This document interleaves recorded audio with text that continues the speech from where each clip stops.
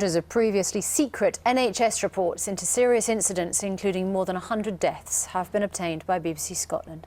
More than 300 reports into the most serious incidents in Scotland's hospitals last year have been released after a Freedom of Information request. You can see the full programme How Safe Is Your Hospital on BBC One Scotland at 10:35 tonight, and you can read all the incident reports on the BBC Scotland website. The investment bank UBS has been fined nearly £30 million for the failings that led to the trader Kwaku Adebole losing more than $2 billion. The trader was convicted on 2 counts of fraud and was sentenced to 7 years in prison last week.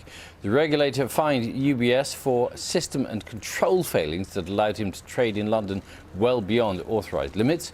The Financial Services Authority said there were serious weaknesses at the Swiss bank.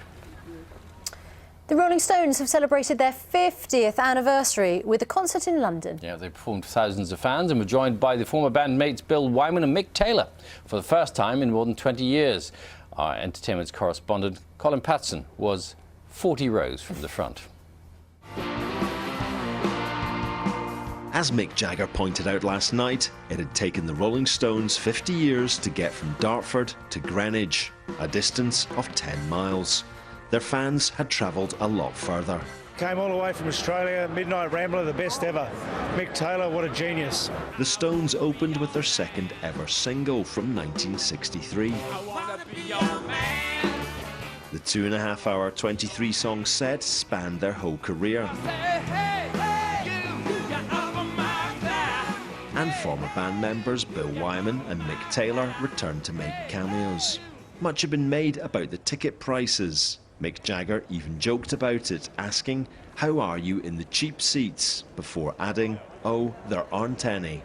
But the crowd seemed to think it was worth every penny. It's pretty special, you know, it's not very often you get to see something like that. Guys really put on the form, it was incredible, really incredible. One thing they didn't get was any satisfaction.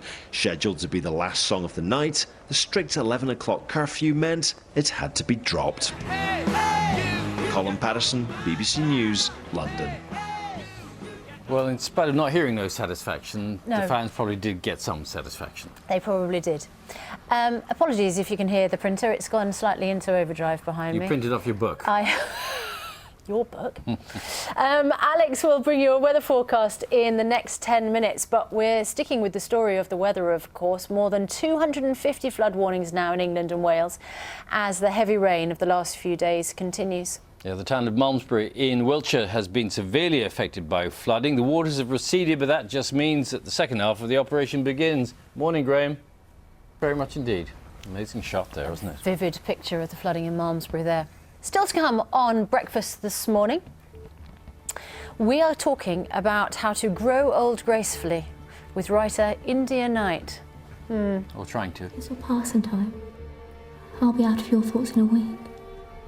And we're talking to Holiday Granger, one of the stars of the new adaptation of the Dickens classic Great Expectations. Later in the programme, she plays Estella. Well, one person who knows about growing old gracefully, Miss Havisham. Or not, maybe not so gracefully, certainly growing old. I thought you were going to say Alex Deakin, but no, he's not that Alex. old. The weather.